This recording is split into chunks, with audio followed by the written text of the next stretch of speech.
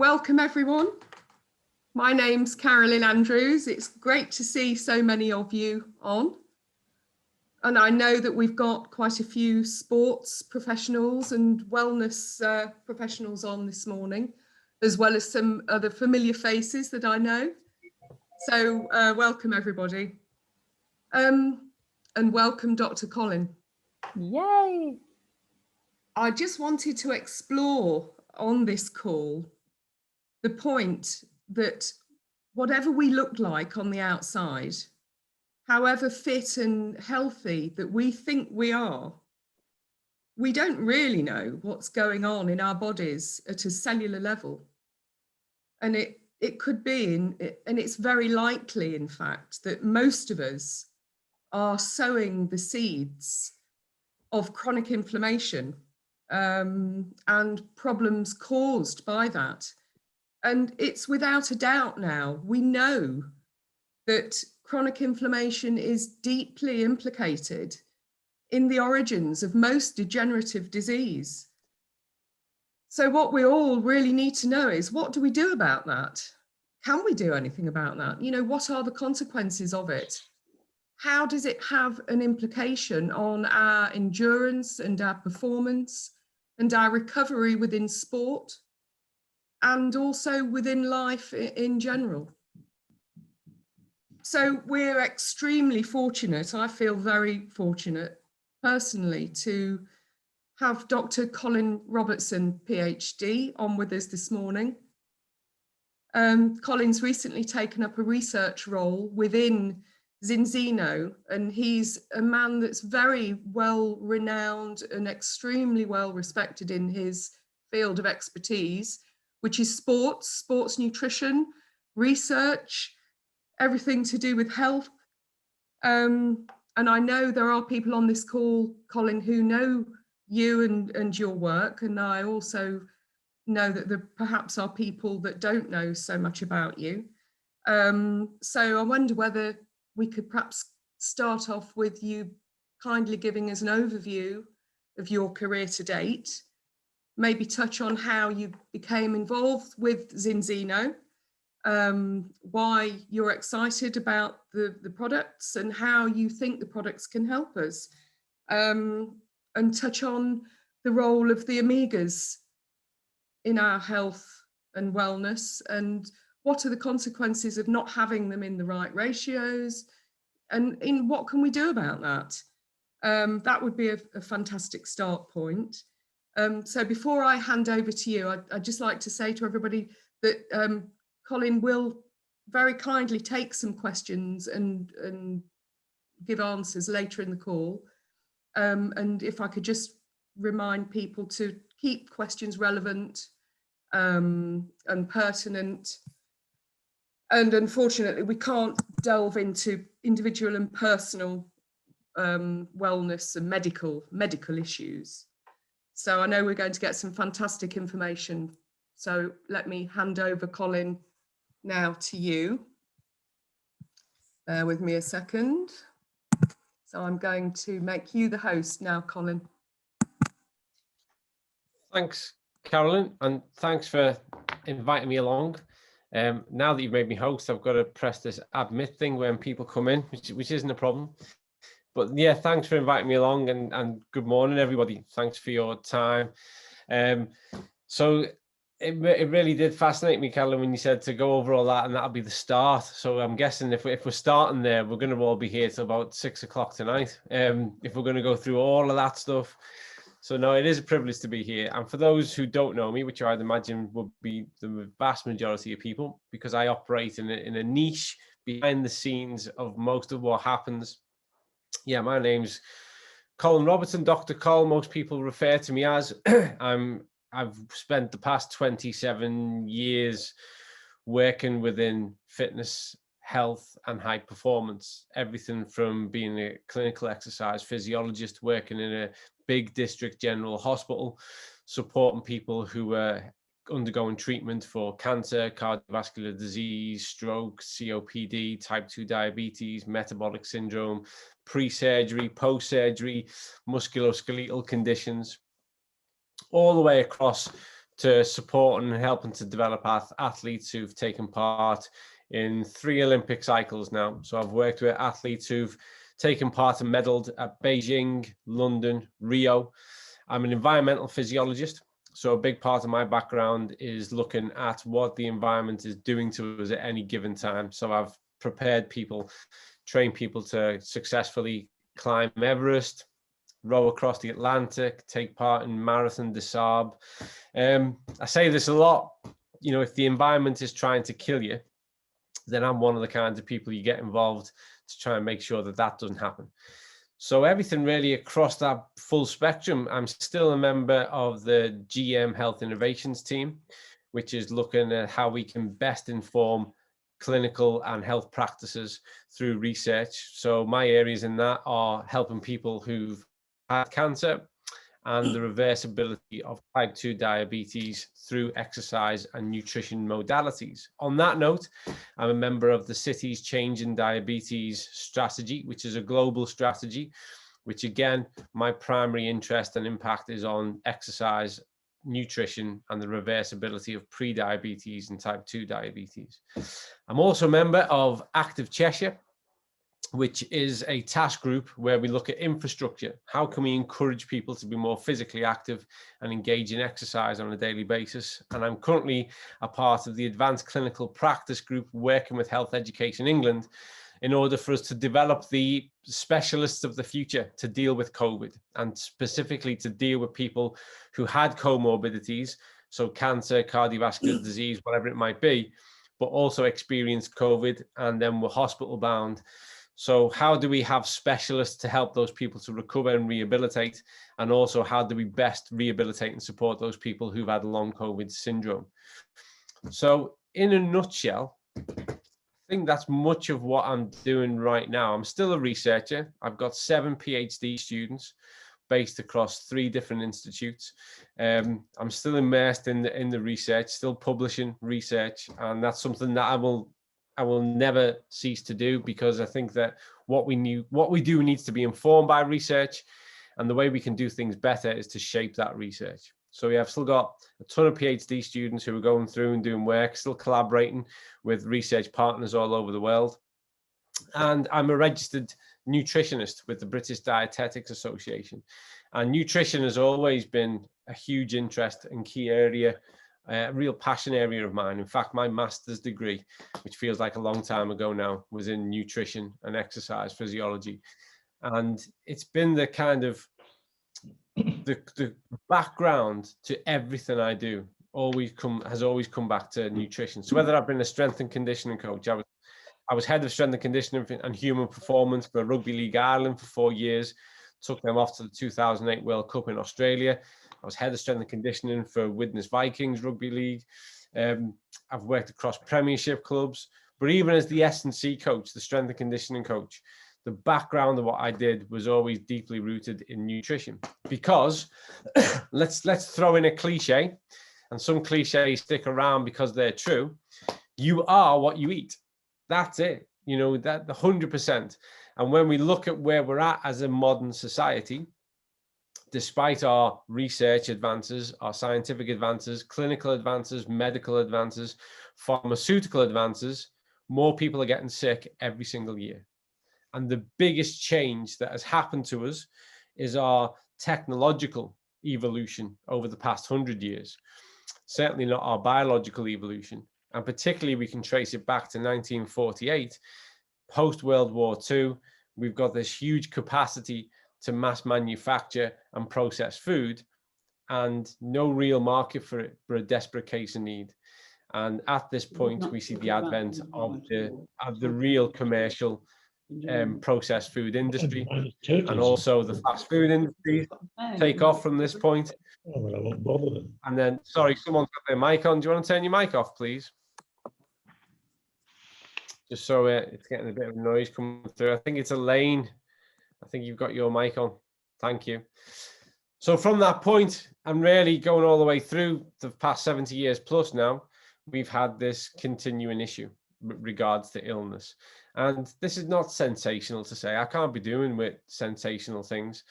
This is very much where we're at in the modern world. You've only got to go and spend 2 minutes on the World Health Organization pages, and you'll see the statements of what sits behind most of the illness that the world is facing, and facing in ever increasing numbers, has to do with our dietary behavior.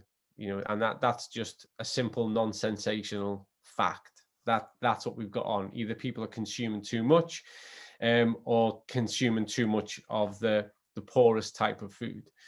So it's a really complex situation. So I think that's covered a bit of my background and the way I kind of think. Why am I at Zinzino? I think was the next part of this question. Well, and I've told this story a few times. April 2020, we're a month into lockdown, and I received a phone call. I was here working at home on an epigenetics project, because essentially I actually work more nowadays, even in my role at Zinzino, I work as a knowledge broker. So people come to me and say, what does the research say about this? And what's the current state of affairs with regards to research, and how should that impact on our practice? And that can be anything from health to high performance to whatever. I do a lot of work continuing with the military. So it can be in these kind of certain factors. And I was working on an epigenetics project, and I was looking actually at the impact of omega-3 and really what positive changes are brought about when we have sufficient amount of omega-3. Because epigenetics, essentially, for those who don't know, it's the genetic changes or behaviors that our body creates based on what we consume or what we do, lifestyle behaviors. We can either impact on that positively by eating and drinking really good stuff, or we can impact on it negatively by doing things that are harmful to our health. So I was looking at the impact of omega-3, and then the phone rang, and it was a friend of mine, good friend of mine, go back a long way, used to be really high up in Under Armour, Adidas, worked for BMW. He just recently moved across to another big company. I think it was Timberland and Napapiri and that. So functions a very high level in the commercial world, particularly with regards to, clothing, big brands. But he's had a few health issues. And he said to me, Carl, someone's told me about a product, what do you know about omega-3s? And I was like, well, funny enough, I'm doing a research project on omega-3s at the moment. And he said, great, will you have a look at this company for me? The code's in Zinzino. He said, someone's told me that taking this would be good for my health. So as I tell everyone, my first impulse was to think it's going to be a load of rubbish. It's just going to be another thing off the shelf that's promising a lot, but not doing very much. And I was also very aware that the fish oil industry was just failing to reach the mark. So I just thought it was going to be another branded fish oil. So we're going to have more cod liver oil, not really doing what it's meant to do.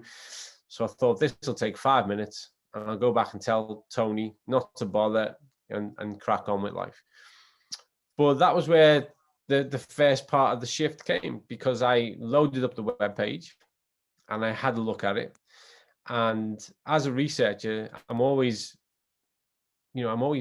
kind of bound towards this notion of what can we evidence. It's all very well saying something. Anyone can say something. We can all say nice things, but what can we evidence? And the first thing I saw was this whole section on balance test. So I thought, right, I'm not going to look at the product. I'll look at this test, because this is probably where it's going to fall down. And sure enough, it was the Trondheim test, which I was already aware of. It's a well-established test for blood analysis, looking at, fatty acid profile. So I thought, well, that's a good start, to be fair. And then I thought, right, well, where's this test taking place? Because obviously, if you're telling me that you're going to test me, then you're inclined to tell me news that's going to sell your product. And so after very tiny little bit of digging around, I thought, right, well, this is the Vitas Labs. Anybody who works in my area, I was previously head of a genetics lab in Greater Manchester, knows of the Vitas Labs. They're very successful, well established, got a really good reputation. So I thought, right, well, this is really starting to be interesting now. We've got the Trondheim test for the red blood cell count for the fatty acids.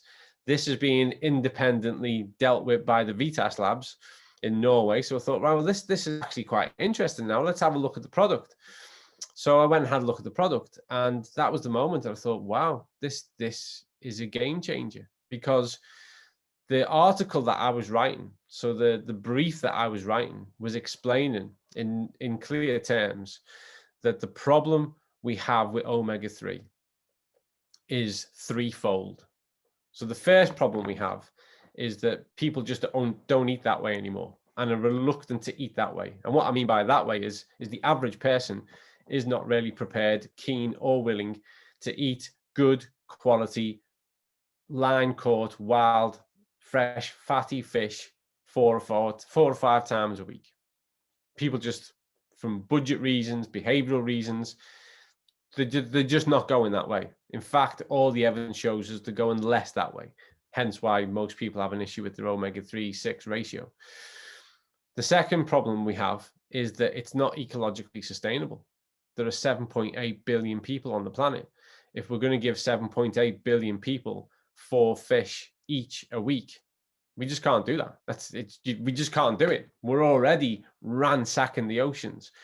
Intensive fish farming is already culpable with regards to what's going on from an environmental point of view. And the fact is, there just isn't that amount of fresh, wild, line caught fish available. We just don't have the resources to do that. Even if you just look at the kind of more industrialized countries of the world, you're still talking around about 3.6 to 4 billion people who need 4 fish per week. So there's just no way that we can achieve it on those terms. And then the second part the third part is that the fish that is available is intensively aquacultured fish, intensive fish farming, and doesn't actually really represent what we're trying to get people to take. So the nutrient density is low. They're kept in, they're either trawled or they're kept in these big, huge kind of ocean vats, fed a load of rubbish, plumped up, and they just don't have the same nutrient availability. So we've got a real we've got a real problem when it comes to the fish industry. And then we've got the cod liver oil, the fish oil industry, which extracts the omega-3, which leaves it vulnerable. It's sensitive to oxygen, so it essentially starts to go off the minute it's exposed to air.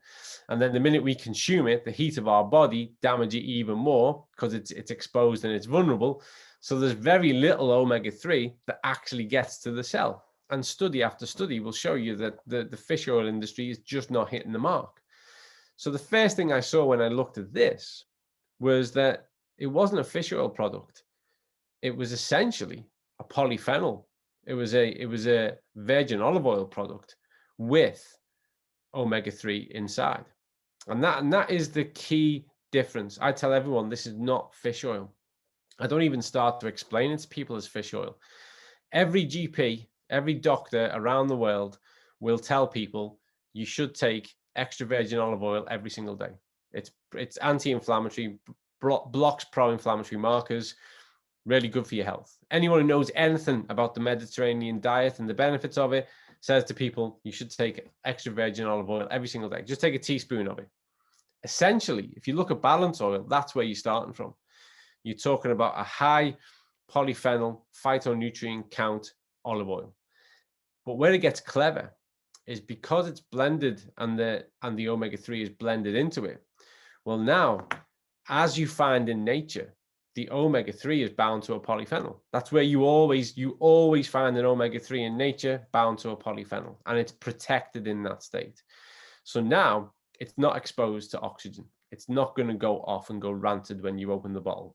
So that's really key. But what's even more interesting is that when you start to consume it, well, the polyphenol acts as a chaperone.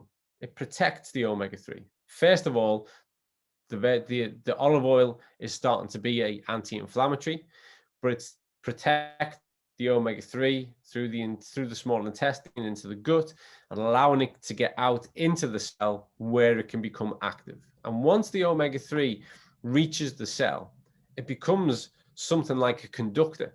So long as there's a sufficient amount of it available, it starts to organize what needs to go on.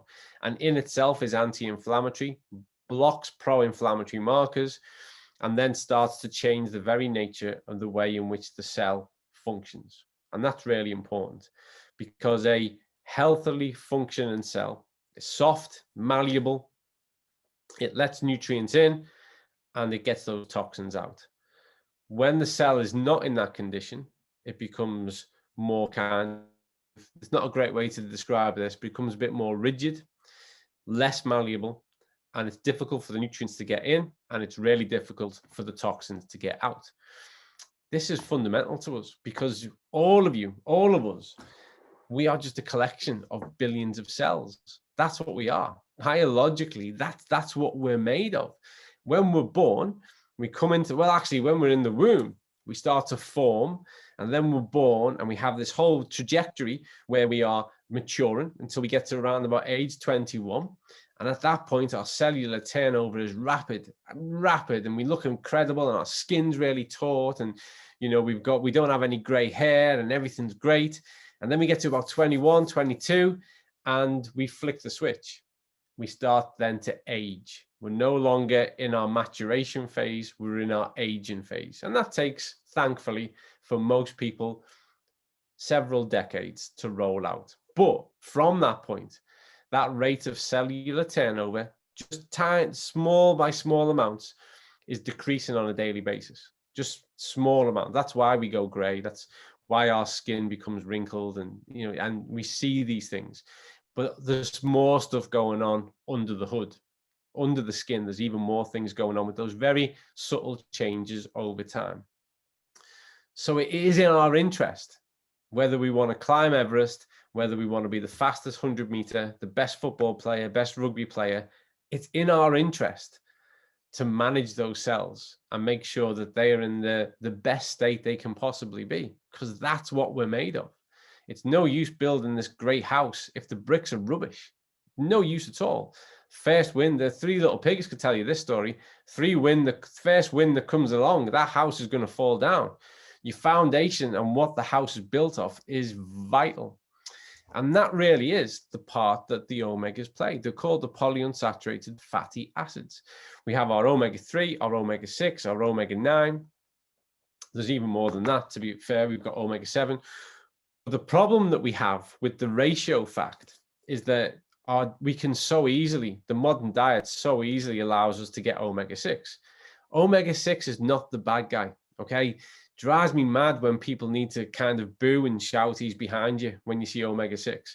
Omega-6 is vital because it plays a vital part in acute inflammation. So if you cut your finger, if you trip over a curb, if you do some exercise, that acute inflammatory response is vital. It's essential. That's how you're going to adapt. That's how you're going to heal. It sends the code for that immune response to kick in and do its job. The problem we have is that we get so much of the omega-6 and nowhere near enough of the omega-3 that the omega-6 takes charge when it shouldn't be in charge. So after that acute phase, it's still what's coming through the system, and our inflammatory markers remain high.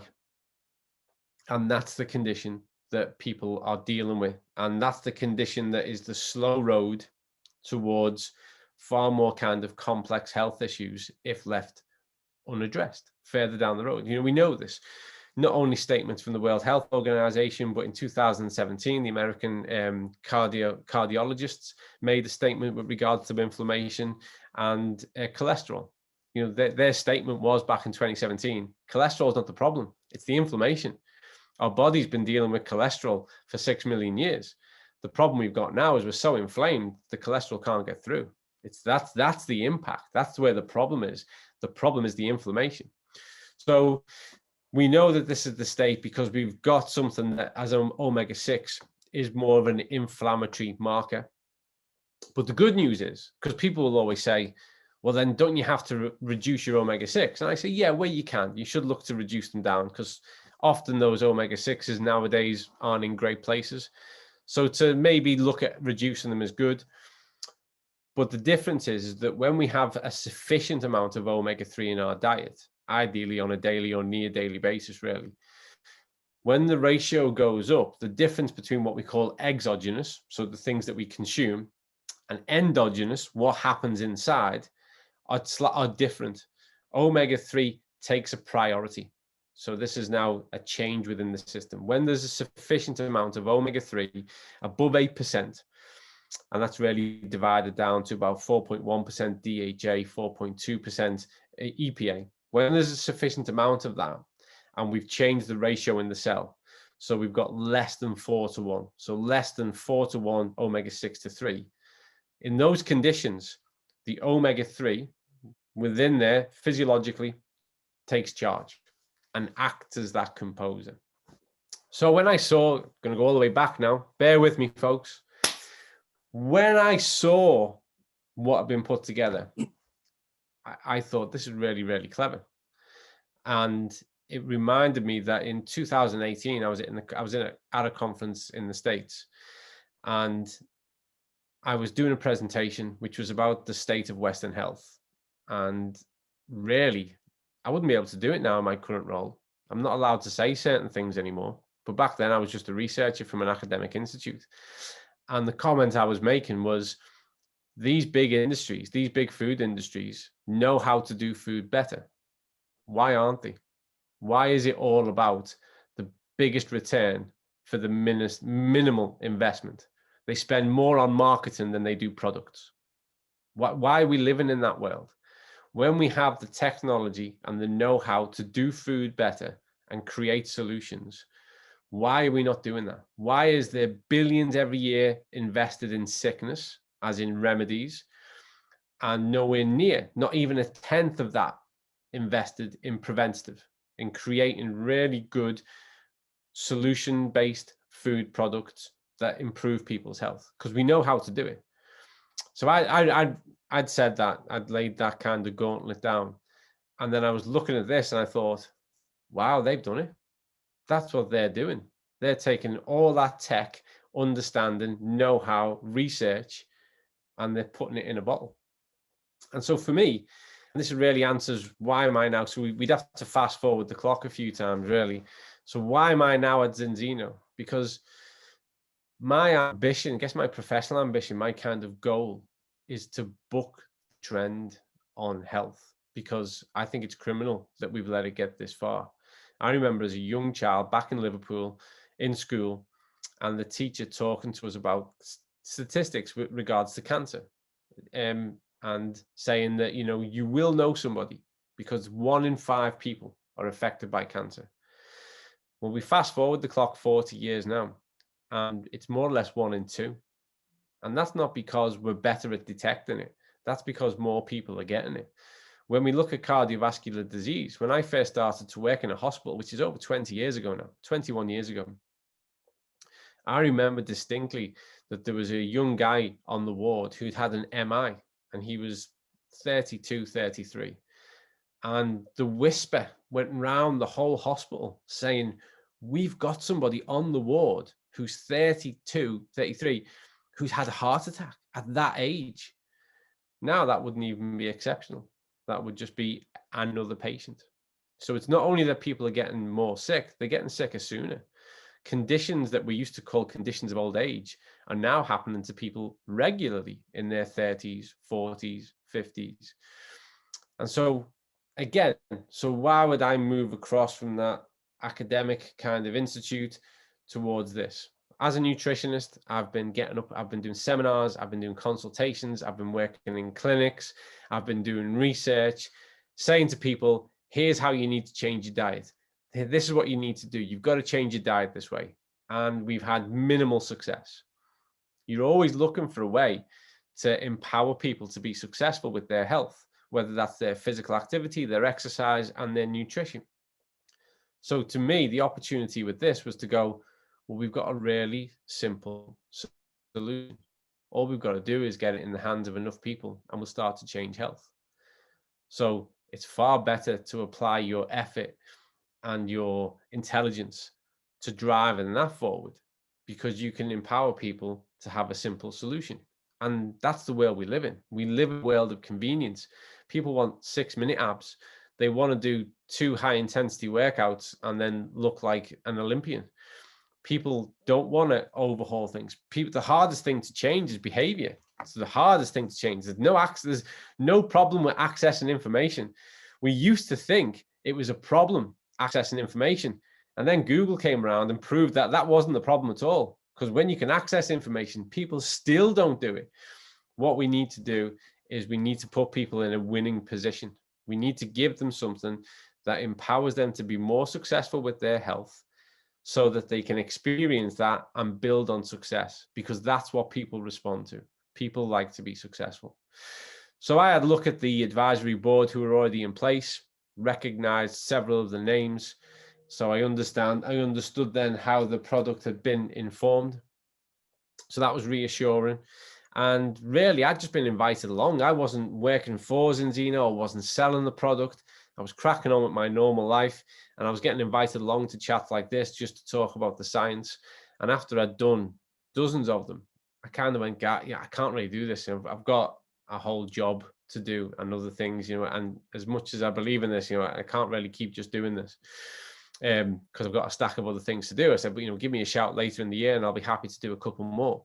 And that's when Zinzino reached out to me and they said, look, we are looking to increase our scientific advisory board. We want to bring more researchers involved, because what we want to be is the #1 research informed nutritional company in the world. We want everything we do to be based on the research, and we want everything to be based on the best science. So would you be interested in looking at joining our scientific panel and our health board? Because I've always worked across the two. So yeah, I went out and I had a ton of questions, because my default position is to be suspicious and cynical. So I had a ton of questions, and they were all answered really honestly and thoroughly and with intelligent responses. So I just thought, well, this is it, isn't it? Few chances come around in life where you can start to make a measurable difference on the things that really matter to you. And I saw this as one of those occasions whereby we could take all that research practice and put it into people's hands. So, because apologies to anyone on here who's got a medical or research or academic background, but I'm going to tell everybody the truth now. What we do, we academics, we talk to each other a lot, we debate a lot, we create research and we publish it, and we all read each other's work, and it's great. It's great. We have great intellectual debates. It takes on average 12 years for that to reach the average person in the street. It's too slow. It's too slow. So what you want to be able to do is in a position where you can inform practice more directly. So I think I've answered a ton of those questions, Carolyn. I can't remember it all. There was one, I think. Did you ask me to explain the specific benefit of omega-3 on people who are doing exercise and athletes who are training? Because that question comes up a lot lately. Yeah, no, that would be good, please. I'll try and do it really succinctly. An ex-student of mine is actually a professor out in Canada, and this has been his work for the past 14 years, looking at the impact of omega-3s on performance. So please do check him out. His name's Professor Chris McGlory. He's based out in Canada now. Awesome researcher, great guy. And if you access his work, that will open up all the other work. And there's a ton of work that's been done in this area. So what do we see? When somebody has a sufficient omega-3 ratio, above 8% and less than 4:1 within the cell, or that omega-3, what do we see? We see a greater anabolic response in the wake of exercise. So what we mean by that is we adapt more. We get a greater anabolic response. Second thing that we see across the board is that we get less structural breakdown. So when we exercise, I'm sure everybody, no matter how much or how little you know about exercise, when you exercise, you break down the system a little bit. It's a catabolic. It breaks down the system, and we cause disruption to the musculature and the skeleton. We get changes at a skeletal nature and neurologically. So we impose a stress on the neurological system, and we get some muscle breakdown. So we spend a bit of what we've achieved to get a bit more. Well, when there's a sufficient amount of omega-3, we don't have to spend as much. We see less breakdown. And that's really valuable, because we're getting an amplified response, and we're getting less breakdown. So we're keeping more and getting more. So it's brilliant. It's a win-win. And we see that a lot in endurance sports, and it's really prominent within full contact sports. So things like rugby, hockey, football. So that's a really encouraging response. And then the third thing, which I think is fascinating, is athletes report less pain sensation. So less delayed onset of muscle soreness associated with training and competition. So we get an increased response. We are decreasing how much breakdown we have to spend to get the response, and we're having less discomfort, less pain associated with that type of training. Now, any kind of high performance team, athlete, strength and conditioning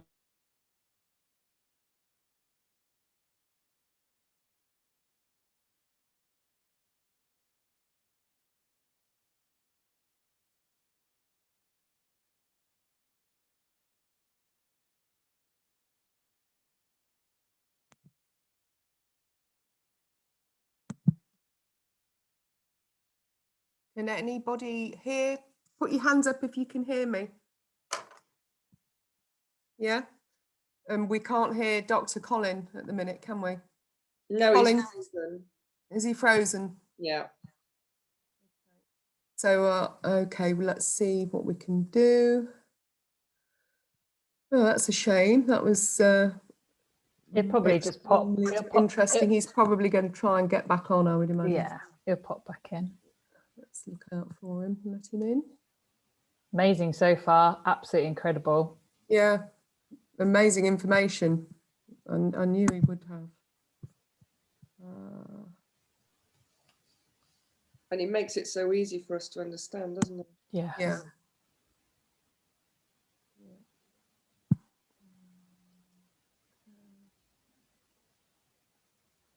Might be having issues perhaps with his signal.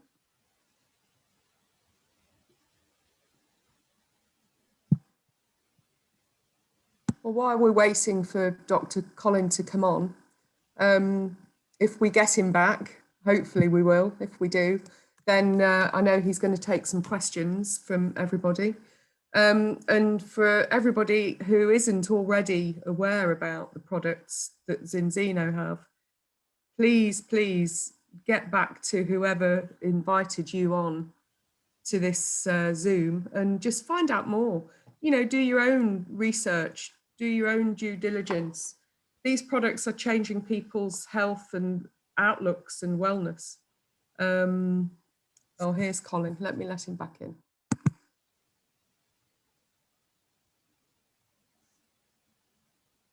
Hi, Colin.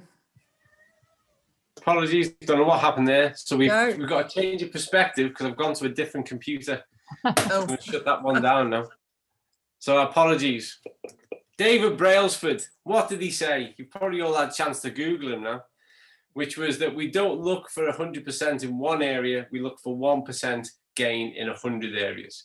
And really, even before David Brailsford said that, that was how the high performance environment ticked. You're looking for a tiny improvement in any area. You know, I've worked on projects because of my chronobiology environmental background where we're looking at what kind of pillow an athlete should have. We're looking at things such as, you know, how can we get them to get sufficient amount of sleep when they're on the flight? So when you start to look at something that's going to increase your anabolic response, reduce your muscle breakdown, and reduce the soreness associated to training, well, then you're getting at least 3%. Arguably, by the time you amplify the importance of that, you're probably hovering up more towards 5 or 6%. And that's simply by making sure you've got a sufficient ratio of omega-3. So again, you know, as a nutritionist, I would argue that I'd probably take a food first approach in all areas where I can. But then you've got to be realistic. You know, athletes are humans. They're just like anybody else. And saying to an athlete, right, we need to consume fatty fish, really good quality line caught wild fatty fish 4 or 5 times a week. They're just going to push back on that. Do you know what I mean? And anyone on this call who's worked with athletes, you'll know they're just humans. They'll go, really? Again? I've got to eat that again? Because they're just like anyone else. They've grown up in the same society as we have. So it's difficult even to bring about the change in amongst athletes to do that. And then you've got to service that and make it happen. So again, it's looking for ways that we can bring about effective solutions and that we can add to their dietary intake and hit those kind of key aspects to make sure we're getting what we want to get. Some of the conversations I have with colleagues of mine who are nutritionists and S&C coaches in high performance, you know, I'll say to them, well, do you use a protein supplement? And you'd be hard pushed to look at a high performance environment now that doesn't use a protein supplement. And yet, as far as I'm concerned, protein is so easy to get from the diet. It's dead easy, really easy to get protein. And yet, you know, they like to argue about whether it should be a hydroisolated or isolated, and should we have whey protein or casein, and give over. It's so easy. Why are we still debating protein? You know, I can list off the top of my head various sources of protein and getting a sufficient amount, and still it's recognized that an effective strategy to make sure, because on average we encourage our athletes to have what, 1.6 grams of protein per kilogram of their own mass per day when they're in training and competition, and still it's recognized as an effective strategy, because apparently it's hard to get protein, is to have a protein shake or something. Yeah, I go, you think getting protein's hard? How are you getting your marine omega-3s? How are you getting your DHA and your EPA? Because you can't get it from a walnut. That's a totally different type of omega-3. So where are you getting it from? Because I'd love someone to give me a more simple solution than the one that's been made available. Doesn't exist. Doesn't exist. So to me, it's a huge part of how we move the health strategy forward, because I'm a staunch believer that people respond really well to success. So once they get a first win and they start to build on that, then they're keen to look at what else they can improve and what else, because they start to feel better. And when you start to feel better, you start to realize that there's a legitimacy to it. And you start to realize that maybe some of the terms that you were living on, you didn't have to accept and live on, and that you can do things differently without having to become extreme. Because I think, I know I'm talking a lot here, I'm not letting anyone else chat, but I think a lot of people think that their choices are, don't bother or be a health fanatic. They go, that's all too much for me. And I spend much of my time going, no, you don't need to be a health fanatic or a fitness fanatic. You just need to do simple stuff consistently and well. You know, when it comes to your physical well-being, walk every day. Walk about 4 or 5 miles every day. You see a massive difference. You know, instead of being one of the general population in the UK whose diet is made up of 56% ultra processed foods, imagine the difference if you reduce that just by 10%, 20%. Imagine the difference if we could just bring about that change. But instead of focusing on what we're going to take out, here's a different approach. Let's focus on what we're going to put in. Because getting back to that epigenetics, there are certain foods that change our gene expression and bring about a powerful outcome. So instead of me saying to you, don't do this, when I say to you, right, what I want you to do, you've got to promise me 4 times a week, I want you to eat some blueberries. You're gonna start to change your health. Promise you. And then what I want you to do, I want you to add on top of that twice a week, will you just eat some, I don't know, maybe cabbage, bit of broccoli, just twice a week. Everything you're doing is a step towards improvement. We're not trying to achieve perfection. Perfection doesn't exist. But every single one of these proactive steps is a step towards improvement. And it's keeping things simple. So again, because I understand people, I've spent my entire career working with them. And I always say, you're not a psychologist when you start, but you become one, because you've got to figure out people. You've got to figure out how they think. And they're more common than you believe. When you say to someone, right, don't worry, just drink that in the morning, done. That's it. That's that bit done. Let's move on now. What do you want to have for breakfast? What do you want to have for lunch? You know, the omega-3 debate's been done. You've just nailed that. We're moving on now. What can we improve next? And then I'm going to go back a little bit more now. When people say, isn't just another fish oil? And I go, you can think that way because there's fish oil in it, but we've got a vegan one. So what do you call that? So it's not, is it? Not a fish oil. At its heart, it's not a fish oil, is it? It's not, because we can make it without putting fish in it.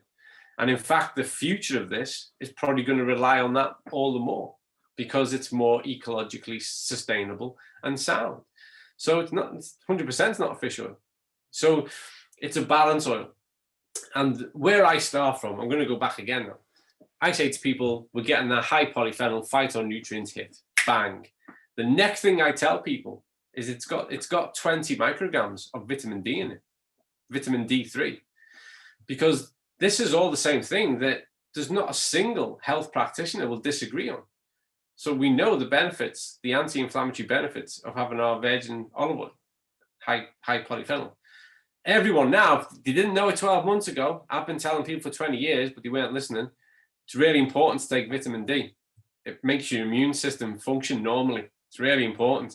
Now everyone knows, because there's been a big shot across the bow of the whole world. And people go, wow, vitamin D is important. Why didn't we know this? Again, not a problem with an access to information. It's all a problem with access to receivership and changing behavior.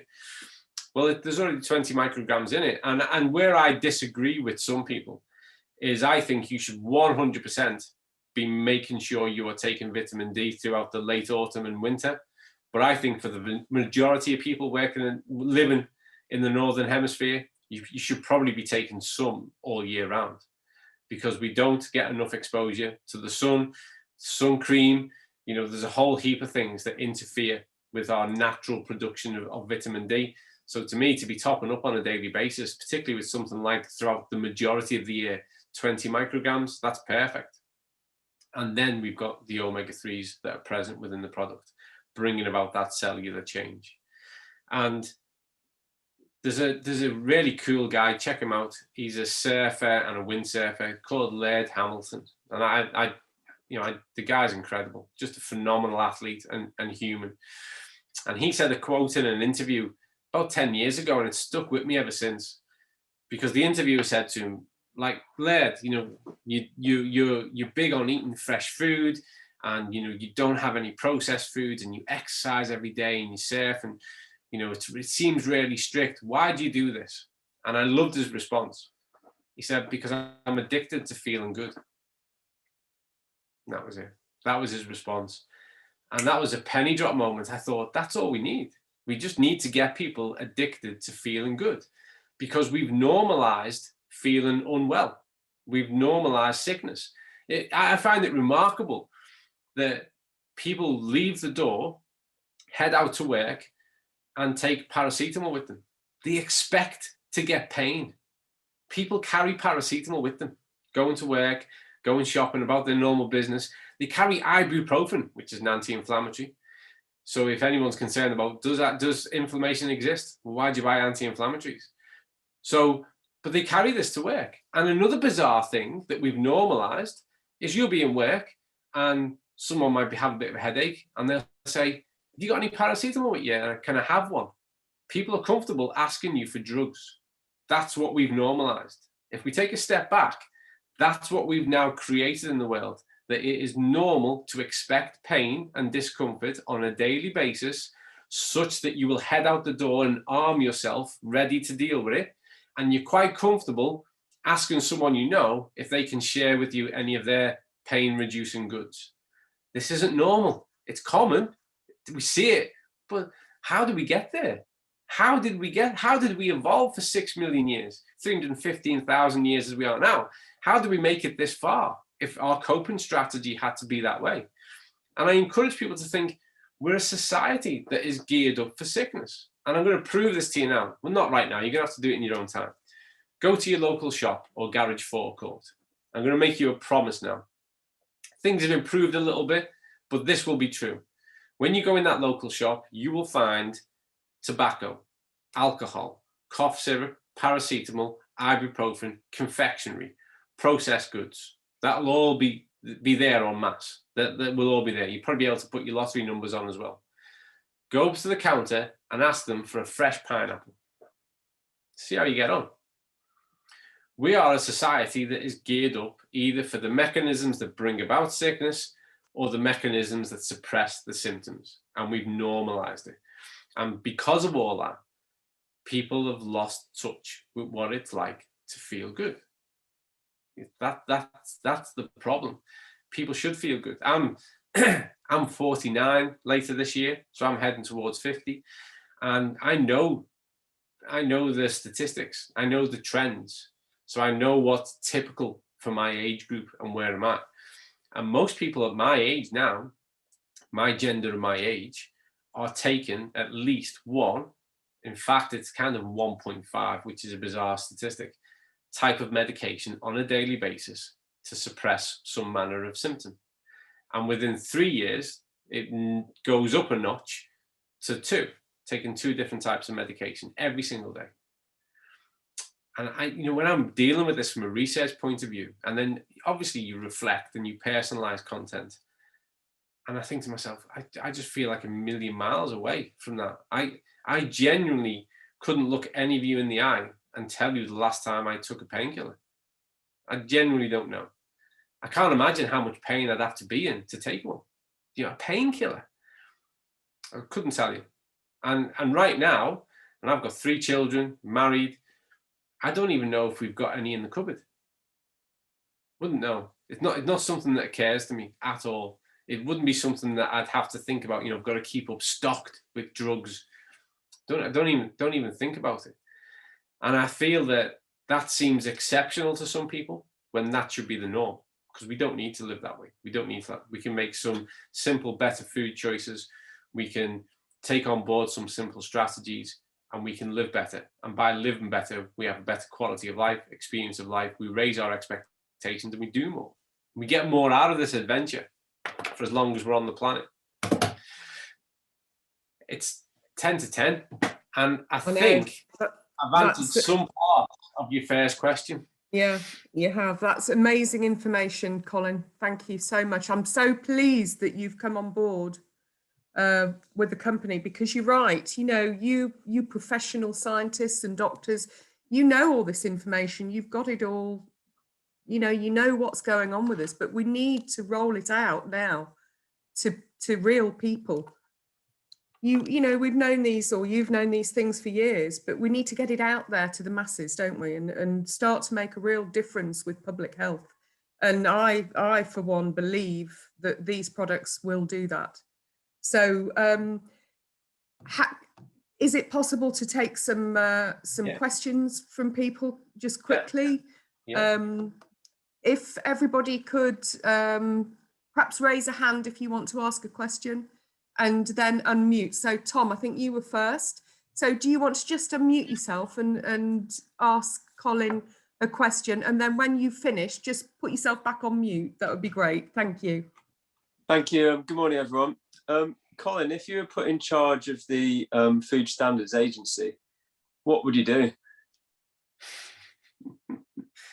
Is that a deliberately provocative question? No, just totally open-ended.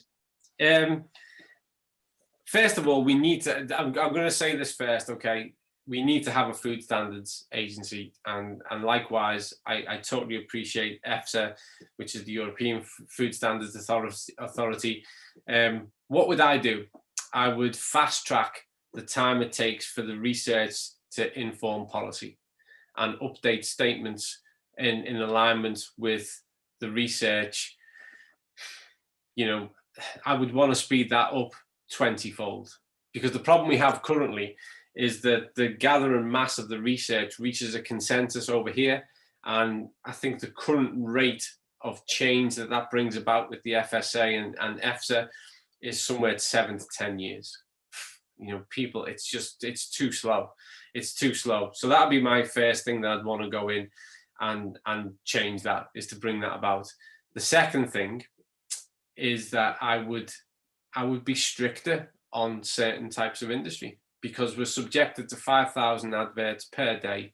And I think that the big players, the multinationals, are getting away with crimes, with how they promote their foods and the things they're allowed to say and the position they're allowed to take, knowing that the influence that they have. On average, 5,000 messages a day.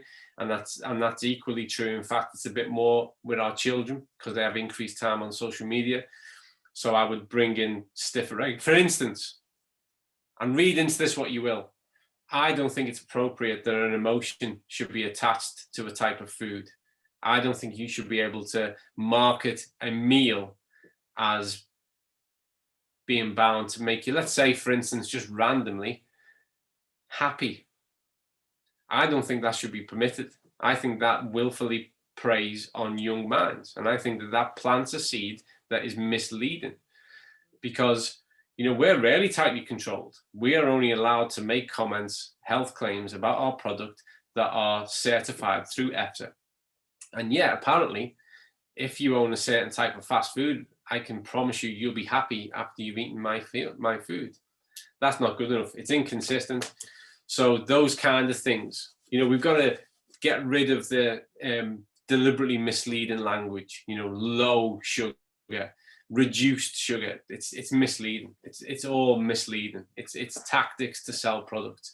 So I would regulate that, and I would speed up the rate at which research informs our statements that we can make, because there's a ton of good work getting done out there by hothouses of research, and you've got your mouth gagged. It's like we can't really tell you because we're waiting for them to approve the statement, even though there's a Cochrane study and there's been meta-analysis and systematic review and there's hundreds of publications and P equals this. I can't tell you because we're waiting for them over there to say it's all right. Thank you, Tom. That was a great question, and I think Joe, you were the quickest next with your hand up. So unmute yourself and ask your question. Second quickest, always the second quickest. Yeah, I'd like to know what you would call the optimum food when you're competing squash wise. So we've got 90 seconds between games. So what would be that? I see people in tennis eating bananas. A lot of the cricketers will have jelly beans and stuff. What would be the optimum food in that 90 seconds between the games? I mean, yeah, that's a great question. This comes up a lot, and we build in food strategies that are unique to the individual as well as the context of the sport that they're in. As I'm sure you're well aware, you do have to work with the individual, so you have to find out what they like, what they can cope with. I'm not a big fan of the kind of jelly bean approach. That's so old school now. This notion of the jelly bean, which is just a sugar hit. When we get a sugar hit, we get a sugar crash. So then we end up in this cycle of then waiting for the next one so we can just ram some more down our throats and do that. So I'm not a big fan of that. Bananas are great, aren't they? I always say to people say an apple a day keeps the doctor away, and go, it's not actually true. It's just got water and a bit of vitamin C in it. And a banana a day, it goes a long way to keeping the doctor away. And it is good with regards to the kind of carbohydrate release. And it's relatively quick carbohydrate release as well when it comes to sports performance. But we typically use it more in endurance sports, which squash is essentially, because it's those repeated bouts that are prolonged. So if someone's doing well off that, I think that's a good strategy. You want to have things that are moist in the mouth, because I think sometimes you go down the road of going, well, maybe just a handful of nuts. That can be a nightmare. You know what I mean? You're going to dry your mouth out and all the rest of it. But I do think that you can do a little bit of a compromise on that. And if the person can, it's a good opportunity is to make their own kind of really softened kind of oat-based flapjack, where you can put a little bit of date in there, because you get that kind of fructose hit. You can put a little bit of banana, and you're getting that more complex carbohydrate from the oat itself. And because there's a tiny little bit of oil or butter in there, it's going to keep it together and keep it moist, and it's easy on the stomach. I do like a food first approach, so those kind of things can work well. But then I would say it might be worthwhile having a look at a really good low, you want something that's not ultra processed and enhanced, but a good little kind of energy bar bite.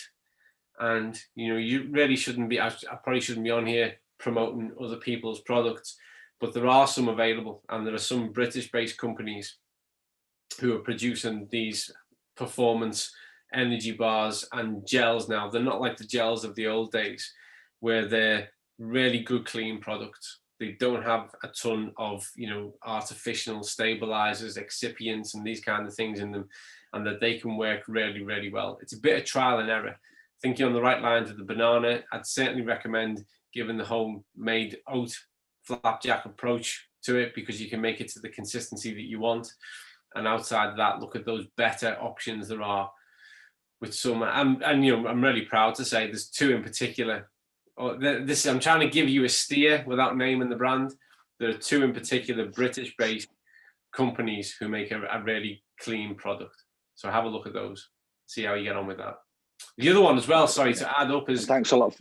the last one I'd say, Joe, which is we've used a lot, particularly in kind of intermittent sports, is to look at what you can put in the bottle. So rather than consuming something on the stomach, is what you carb you can add to the bottle to have a quick drink or something, and then use that as a tick over strategy as well. Great stuff. Thanks a lot What for do your you time think today, to by the way. Zeno energy bars, Colin, would they do that job? They would, but they're high on our agenda to make them better. So it's currently they're a good option. And what I'd suggest you do is you get it and you cut them down, you break them down into small parts. So in the time you reach across and you have one, and it's good to go. The other one, which I'm quite a fan of actually, I like the lean shake. Not from a dietary modification point of view. What I like is 2 scoops of Xenobiotic and the lean shake, shake it up in a bottle and have that at the side. And when you've got your 90 seconds, go and have a good drink of that. It's really easy on the stomach. You're putting those prebiotics in there, and it's got really nice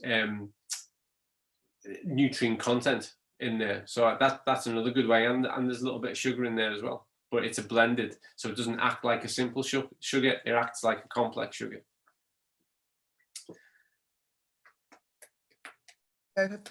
Thank you. Have we got any other questions from anybody? If you want to unmute and ask Colin.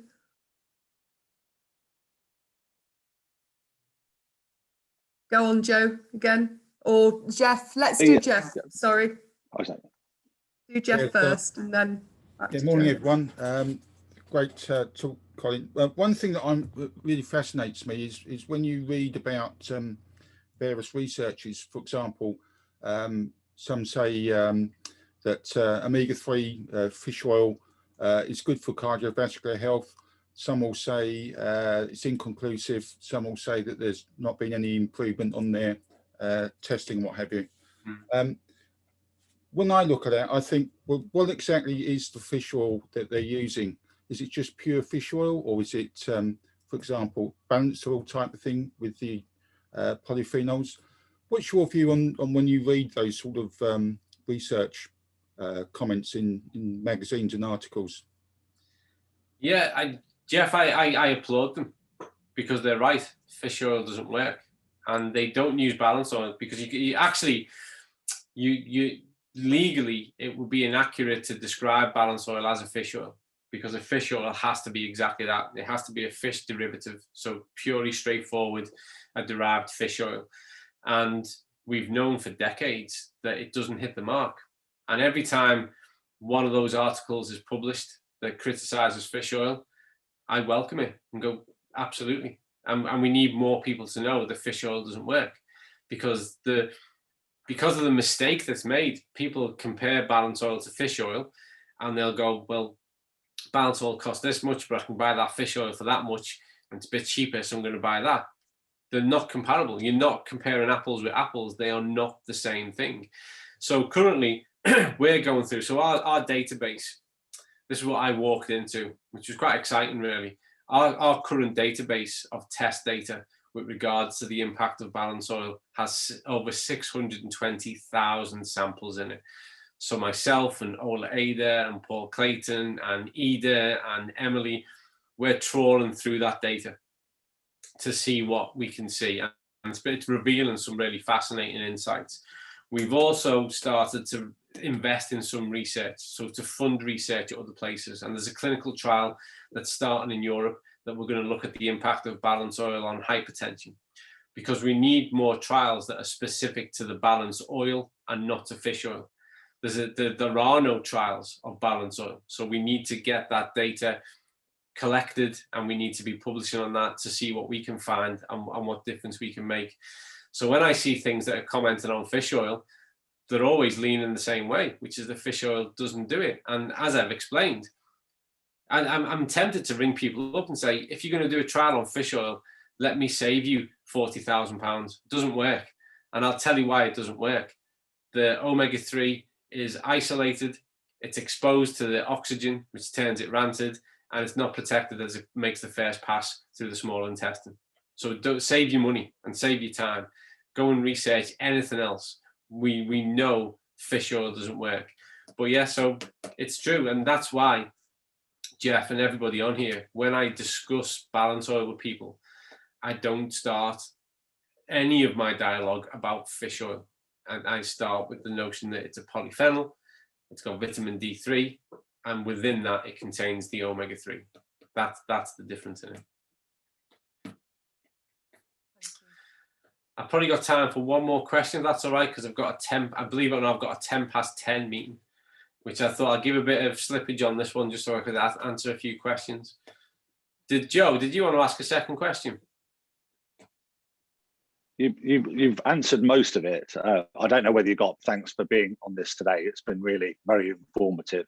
And for the people that I've invited today, it's been very informative to them as well. So thanks a lot for your time. Brilliant, thank you. Yeah, just going back to the balance test, would you say that was a pretty comprehensive reflection on somebody's health, or do you feel that it needs to say something else as well? Does there need to be something else added to the test? That's a really good question. You know, funnily enough, it gives you a great insight, because understanding what your cellular status is gives you a really good insight as to kind of where the fabric is at. So, right, what's going on at that? And if you identify an issue there, and we see across the UK in particular, the average person is 14, 15 to 1 omega-6 to 3. And we know what that corresponds to with regards to their kind of trajectory towards really negative health outcomes and status. But then we do want to know more, don't we? And I'd be lying if I said I didn't, because, you know, we do want to know more. So just last week, I reached out to a colleague of mine who's at Manchester University. He's an immunologist called John Granger. And the reason why John and our worlds overlap is to do with the whole kind of COVID situation. And John and his team have been leading a lot of the investigations with regards to the response, the immunological response to COVID and subsequently to the vaccine. And the reason I reached out to John was to say, can we develop a test where we can look at some key immune markers so that we've got a bit more of an understanding of what's happening to us with regards to our immune response. So I think that's a fascinating avenue for us to explore. And the other thing as well, which I would encourage people to consider, is being able to understand your VIT-D status, because that, knowing whether or not you're in an optimal range for your vitamin D, gives you a direct insight again to how your immune system is functioning. And we want it to function normally. And I think we're because of individualized nutrition and test-based nutrition, we are really at the threshold of stepping in to make it accessible. I've been able to do these tests for 20 years because I was running multi-million pounds worth of labs. So we could do this, and we do this with our athletes and individuals. But I think now we're really on the precipice of making this available to everyone, so that people can have a really affordable insight to what's going on under the hood. I think that's where all this is heading, Joe, to be honest with you. I think that's where we're heading with it. Yeah, and that's going to be fantastic for all of us. Listen, Colin, thank you so much. I know how busy you are. I really appreciate you making time for the call, and I appreciate everybody else's time this morning. So let's leave it there. Get back to whoever invited you on the call, find out all you can about these products, because you need to know what they can do for you and for everybody else that you know and that you think anything of, because these products are making a difference. Anyway, thank you, Colin, again. And thank you. Goodbye. Goodbye, everyone. We'll see you again. Cheers. Thanks, Carolyn. Bye now. Bye-bye. Bye-bye.